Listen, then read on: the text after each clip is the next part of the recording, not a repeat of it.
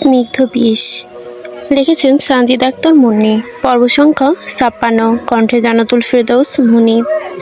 মধ্যরাতে ঘড়ির কাঁটাটা থমকে দাঁড়িয়ে আছে কোনো এক অভিশপ্ত ক্ষণে। ছুরি শক্তভাবে আঁকড়ে ধরে বসে আছে নাজা নিজের ডান হাতের মুঠোয়।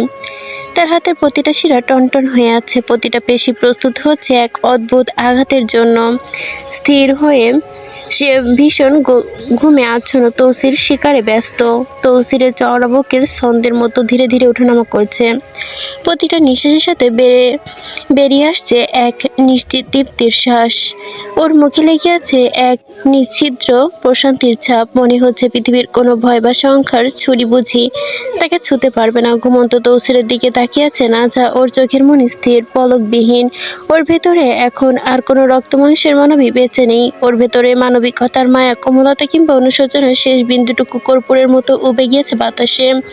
তার বুকের ভেতর যে নারীটি একসময় ভালোবাসতে জানতো, কাঁদতে জানতো, ক্ষমা করতে জানতো, সেই নারী দাফন হয়ে গেছে।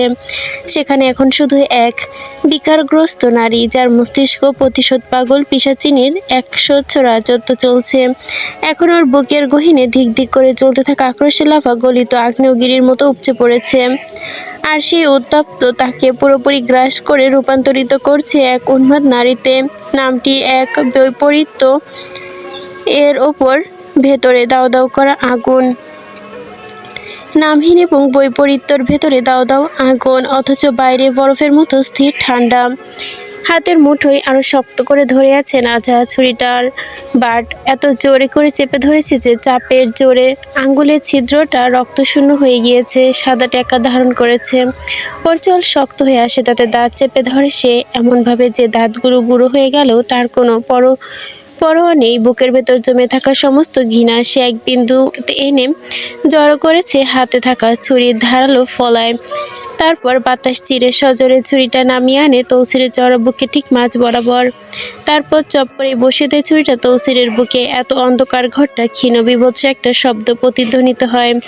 চামড়া, মাংস আর পাঁজরের হাড়ের বাধা নিমেষেই পেরিয়ে ফলা গেঁথে যায় তৌসিরের বুকের গহীরে, আর সঙ্গে সঙ্গে ফিনকি দিয়ে ছিটকে বেরিয়ে আসে গা গরম করা টকটকে লাল রক্ত। সেই উষ্ণ রক্তের ছিটে এসে লাগতেই নাজার মুখের গালে রক্তে, কিন্তু এতে তার চোখে মুখের পলক পর্যন্ত কাঁপে না। আকস্মিক এই তীব্র যন্ত্রণায় ঘুমন্ত তৌসিরের শরীর ধনুকের মতো বেঁকে যায়। অতঃপর প্রবল এক ঝাঁকুনি দিয়ে কেঁপে ওঠে সে। তার বুক চিরে বেরিয়ে আসছে আহত পশুর ন্যায় এক পাশলা অমানবিক কর্কশ গোঙানি। তৌসিরের এই গোঙানির শব্দে ঘরটা হয়তোবা রক্তাক্ত হয়ে ওঠে। যন্ত্রণায় বিকৃত মুখ নিয়ে ঝাটকা মেরে চোখ খুলতে নেয় তৌসির। প্রথম কয়েক সেকেন্ডের ঘোলাটে দৃশ্য ধীরে ধীরে স্থির হতেই তার বুকের ঠিক ওপরে সাক্ষাৎ আজরাইলের মতো ঝুলে আছে নাজা। নাজার কালচে সবুজ চোখ দুটো জ্বলছে উন্মাদ লেলিহান দাবন মতো, আর সেই আগুনের আলোয় তৌসিরের চেহারা প্রথমবারের মতো খেলে যায় এক অচেনা অনুভূতি। চিনতে পারে সেই নাজার এই মুখ, কিন্তু চিনতে পারে না এই হিংস্র চোখের হিংস্রতা। তবে তৌসিরের চোখে মুখে কোনো আতঙ্ক নেই, নেই কোনো প্রাণ ভিক্ষার সামান্যতম আকুতি, নেই কোনো বিস্ময় কিংবা ক্রোধ। বরং নাজা অবাক করে তাকিয়ে থাকে রক্ত ভেজা কালচে ঠোঁটের কোণে ধীরে ধীরে ফুটে ওঠা গা শিরশিরিয়ে এক তৃপ্ত হাসি। মনে হয় এই হাসিটা তার জীবনের শেষ প্রাপ্তি, স্বস্তি। বুকের অসহ্য কষ্ট চেপে রক্তে মেখে আসা ঘাড় গলায় তৌসিরের ফিনকি দিয়ে বেরিয়ে এসে রক্ত দেখে ফিসফিস করে বলে, মরবি? মারবি? মার, আমারে মাইরা ফাল। বাইচে থাকার ইচ্ছা ছিল বহুত, এই দুনিয়ায় তয় রাজ কইরা খাওয়ার ইচ্ছা ছিল, কিন্তু পারলাম না বাঁচতে।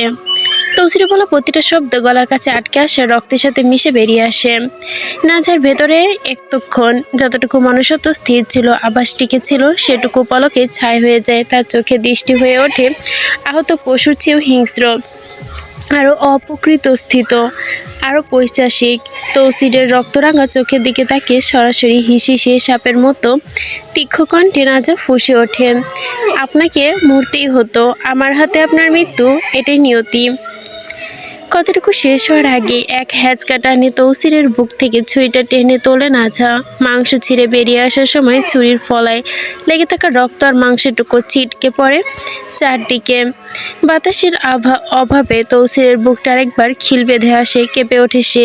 হাঁপাতে হাঁপাতে জোরে একটা বাতাস টেনে নেয় ক্ষতবিক্ষত ফুসফুসে। সেই শ্বাসের সাথে সাথে বুকের ফাঁক দিয়ে শোষা করে বেরিয়ে আসে রক্তের সাথে মিশে যাওয়া বাতাসের শব্দ। এরপর নাজা ভেঙে গুড়িয়ে পড়ে পৃথিবীর সমস্ত নিয়মের শিকল ছেড়ে। তার আর কোনো হিতাহিত জ্ঞান হুঁশ কিছু অবশিষ্ট নেই। তার ভেতরে এখন কোনো মানুষই নেই, আছে শুধু এক রক্তপিপাসু প্রতিজ্ঞা, প্রতিশোধবদ্ধ অবদেব দেবতা। তৌসিরের রক্তাক্ত বুক লক্ষ্য করে সে বদ্ধ উন্মাদের মতো একের পর এক কোপ বসাতে শুরু করে। ফ্যাত ফ্যাত করে সে তৌসিরের বুক কোপাতে শুরু করে। এই ছুরি বসায় তো এই তলোয়ার। তৌসিরের পাপিষ্ট ক্ষতবিক্ষত বুকটা ঝাঁঝরা হয়ে যাওয়ায় বুক চিরে গলগল করে বেরিয়ে আসে গাঢ় রক্তের উষ্ণ স্রোত। বাতাসের সাথে ঘন হয়ে ওঠে, মিশে যায় কাঁচা রক্তের উদ্গট ধাতব গন্ধ। সেই উষ্ণ লাল তরলে ভিজে একাকার হয়ে যায় তৌসিরের গলা, পেট, কোমর আর বিছানা ধবধবে সাদা বালিশ চাদর। ধবধবে চাদরটা ক্রমে রূপ নেয় রক্তাক্ত মানচিত্রে। 1, 2, 3 পরপর গুনে গুনে 12 বার ইস্পাতের ফলায় তৌসিরের বুকের অমলক বসিয়ে দেয় নাজা। প্রতিটা কোপের সাথে মিশে যে কবর দেয় তৌসিরের সাথে কাটানোর সময়গুলোকে।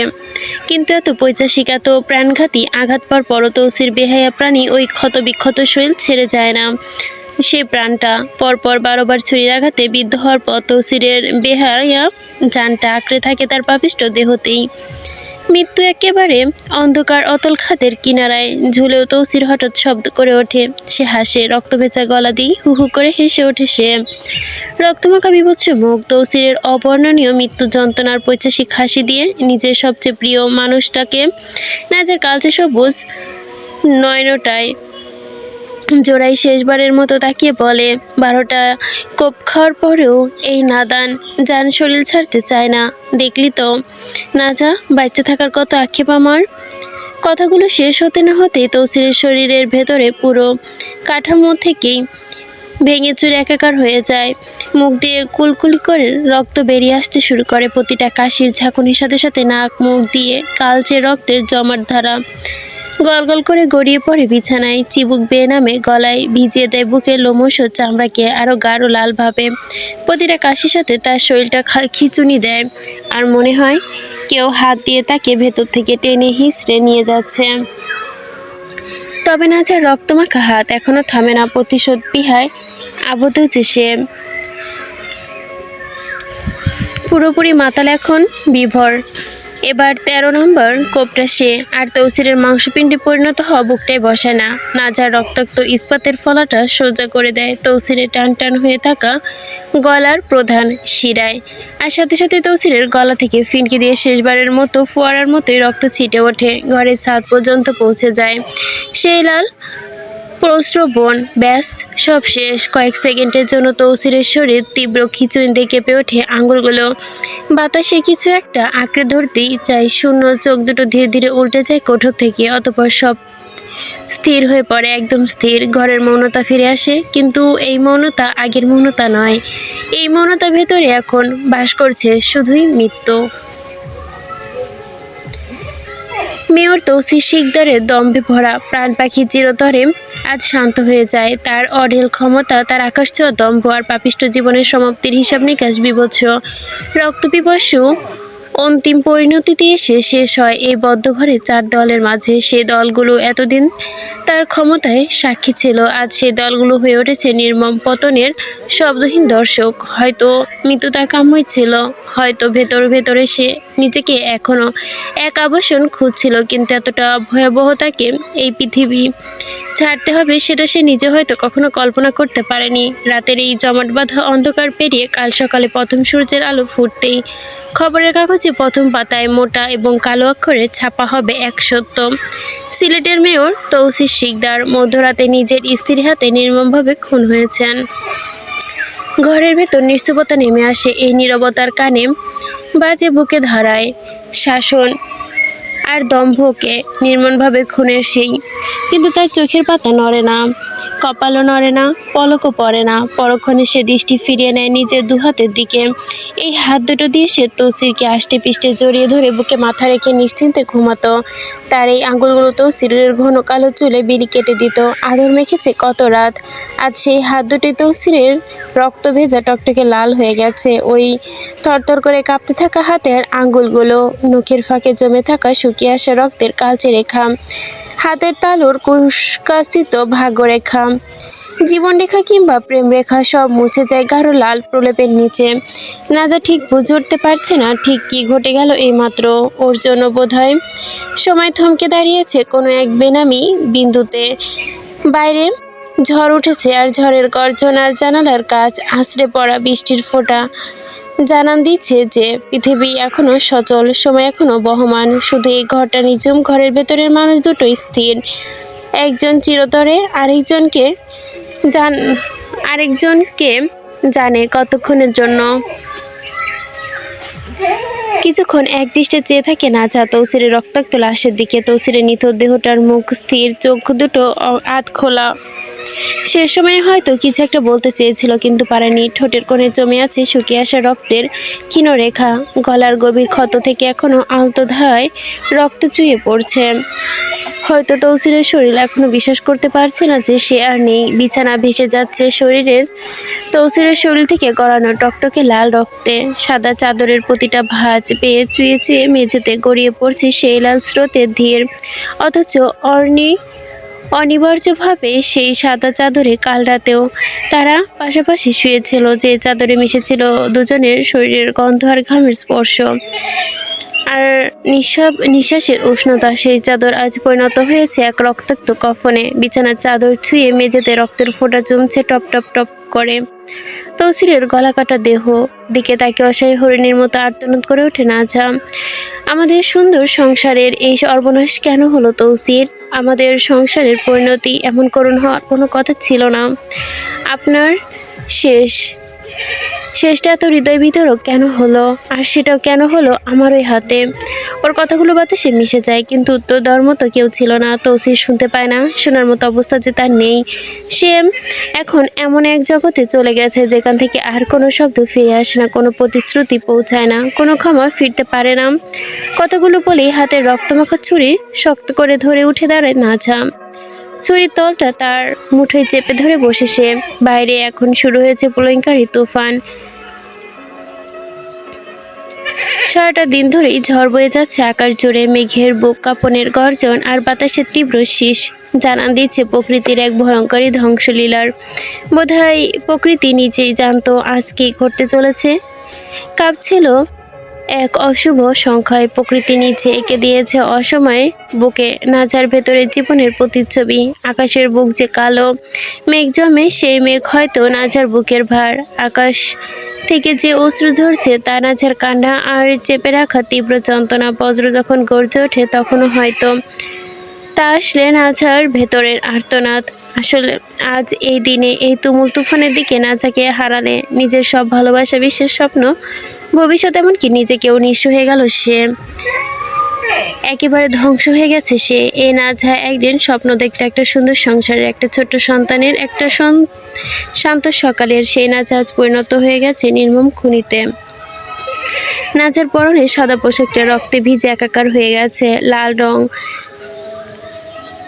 লেপটে গেছে বুক থেকে আঁচল পর্যন্ত। গায়ে সাদা কামিজটি আর ওড়নাটিও তৌসিরের তাজা রক্তে ভিজে চটচটা হয়ে গেছে। কাপড়ের ভাঁজে ভাঁজে জমে আছে রক্তের ফোঁটা। বেলকনি আর ঘরের জানালা দিয়ে দমকা হাওয়া আশ্রে পড়ছে ঘরের ভেতর। পর্দাটা ফরফর করে উঠছে। মনে হচ্ছে কোনো অশরীরী আত্মা যেন ঘরের ভেতর ঢুকে পড়েছে। সে উন্মাদ বাতাসে কালচে লাল কোঁকড়ানো চুলগুলো উড়ছে আপন ছন্দে। কোন অভিশপ্ত পেতনির মতোই দেখাচ্ছে ওকে এই বিধ্বস্ত রূপে। ঘরের কোণে ঝুলতে থাকা ঝাড়বাতিটি দুলছে অস্থির হাওয়ায়, আর কাঁপতে থাকা আলো ছায়ায় ঢাকা পড়ে নাঝার মুখ, কখনো আলোকিত আবার কখনো অন্ধকার। তার ভেতরে দুটো সত্তা, প্রেমিকা আর খুনি, বধূ, বিধবা, ভিকটিম আর অপরাধী, পালা করে উকি দিচ্ছে এক মুখে 100টা রূপ।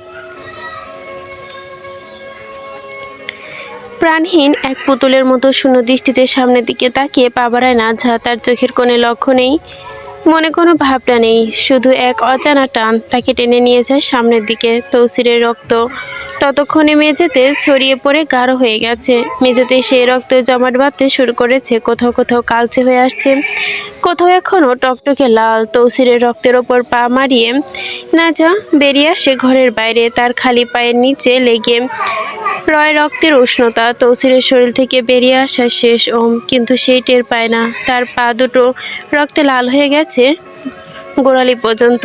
মনে হবে কেউ সদ্য আলতা পরিয়ে দিয়েছে তার পায়ে। পুরো করিডোর জুড়ে পড়ে থাকা নাছার পায়ের ছাপ, এক জোড়া, দুটো জোড়া, তিন জোড়া, ক্রমশ ফিকে হয়ে আসা রক্তের ছাপ। তার আর হাতে ধরা ছুরির ফলা, বেয়ে নামতে থাকা টপ টপ করে পড়া তাজা রক্ত, এক আনমা ঘোর আবচ্ছনের মতো সিঁড়ি বেয়ে নিচে নামতে থাকে নাজা। নিজের বুকে নিজেই বুঝতে পারে না সে কি করেছে, কোথায় চলেছে, কেন চলেছে। তার মস্তিষ্ক এক কুয়াশা ঢেকে গেছে। শুধু পা চালিয়েছে নিজের ছন্দে, নিজের নিয়মে। শিকদার বাড়ির বড় সদর দরজা ঠেলে বাইরে বেরিয়ে আসে নাজা। বাইরে এখন মুষলধারে বৃষ্টি নেমেছে, আকাশ ভেঙে পড়েছে। উদাম বাতাসে গাছপালা, ফুলের টব, উঠানের সবকিছু এলোমেলো করে দিচ্ছে। বুড়ো আম গাছটা ডালগুলো হেলে পড়েছে এদিকে ওদিকে হাওয়ায়। আসমান কাঁপিয়ে ভয়াবহ গর্জনে ডাকছে মেঘ। বজ্রপাতের প্রতিটি গর্জনে কেঁপে উঠছে শিকদার বাড়ির পুরো জানালার কাজ। কাঁপন উঠান কাঁপছে এক অদূরে পুকুরের জল সমোহিতর মতো। বৃষ্টির মাঝে উঠানে নেমে আসে নাজা। প্রথম ফোঁটা বৃষ্টি যখন তার মুখে এসে পড়ে সে চমকায় না। দ্বিতীয় ফোঁটা যখন তার চোখের পাতা ভিজিয়ে দেয় সে চোখ বুঝে না। তৃতীয় ফোঁটা যখন তার ঠোঁটে যায় সে জিভ দিয়ে চাটে না। বৃষ্টি ঠান্ডা ফোঁটা মিশে যেতে থাকে তার গরম শরীরের সাথে। ওর হাতে ছুরিটা ভিজে গেছে, ধুয়ে গেছে লাল রক্ত, ফোঁটায় ফোঁটায় মিশে যাচ্ছে কাদামুক্তির বুকে। বৃষ্টির পানি আর তৌসিরের রক্ত দুয়ে মিলে এক হয়ে যায় মাটিতে। মাটি মনে হয় তৃষ্ণার্ত হয়ে এই রক্তের জন্য। তাই তো এক ফোঁটা পড়তেই তা দ্রুত শোষণ করে নেয় বৃষ্টির প্রবল ছাটে। ভিজে চুপসে যায় নাজার সারা শরীর। তার পরনের সাদা ড্রেসটা ভিজে লেপটে গেছে গায়ের সাথে। ধুয়ে গেছে তৌসিরের রক্তের শেষ চিহ্নটুকু তার হাত থেকে, তার পোশাক থেকে, তার মুখ থেকে, তার চুল থেকে। মুমূর্ষ বজ্রপাত হচ্ছে চারপাশে। বিদ্যুতের ঝলকানি এক লহমায় আলোকিত হয়ে ওঠে গোটা উঠান। সে সময় দেখা যায় নাজার ভেজা মুখ, গড়িয়ে পড়া চুলের পানি, রক্তে রাঙানো পোশাক, কাঁপতে থাকা ঠোঁট। তারপর আবারও ডুবে যায় অন্ধকারে। কিন্তু সেদিন নাজা বিন্দুমাত্র ভ্রুক্ষেপ থাকে না ভেজা চুলেও।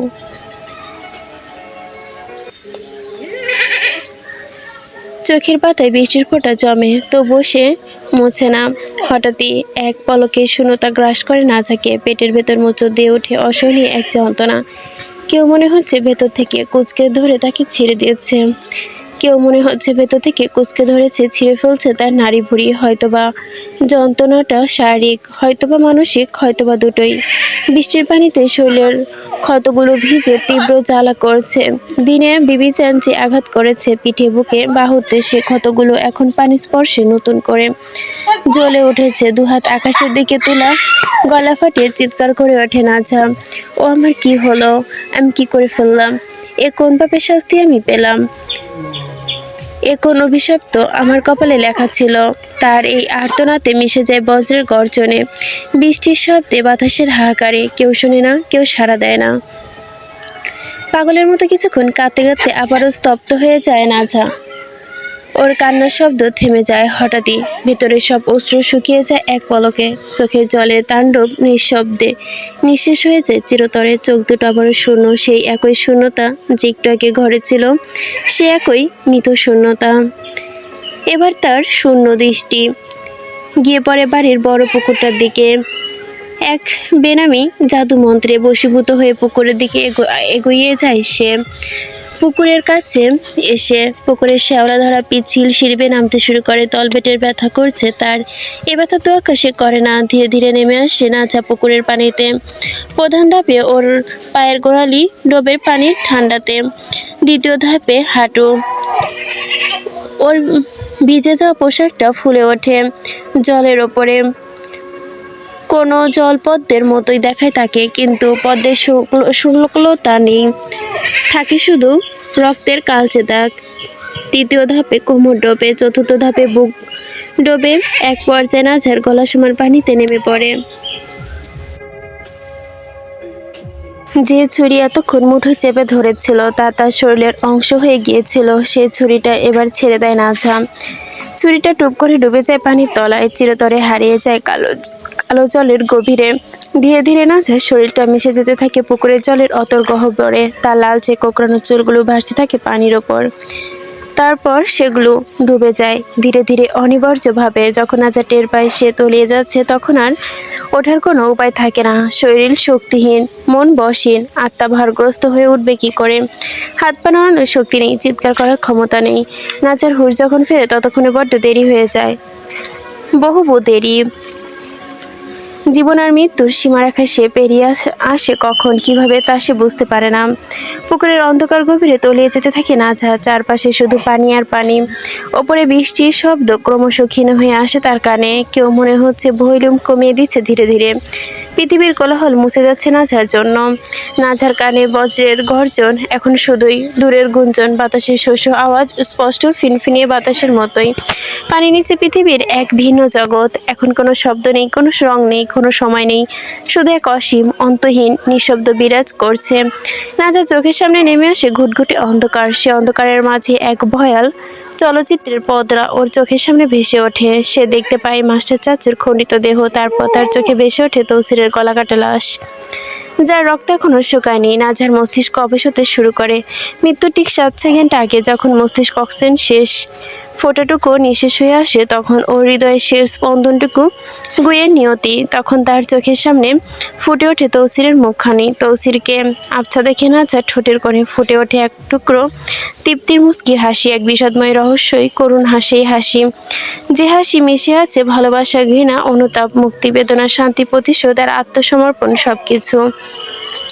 এই হাসির অর্থ আল্লাহ ছাড়া কেউ কোনোদিন বুঝবে না, কোনোদিন কোনো কবি লিখতে পারবে না, কোনো শিল্পী আঁকতে পারবে না, কোনো দার্শনিক ব্যাখ্যা করতে পারবে না। কারণ সেই হাসি এক ধ্বংস হওয়া নারীর শেষ বিজয়ের হাসি, যে হাসি কেউ জিতেনি, কেউ হারেনি, শুধু শেষ হয়ে গেছে। অবশেষে নিজের ক্লান্তকর যন্ত্রণা আর ছলনা ভরা জীবন থেকে চিরতরে মুক্তি নেয় নাজা। পুকুরের শান্ত পানি শান্ত হয়ে যায়, শুধু কয়েকটি বুদবুদ উঠে পানির ওপরে।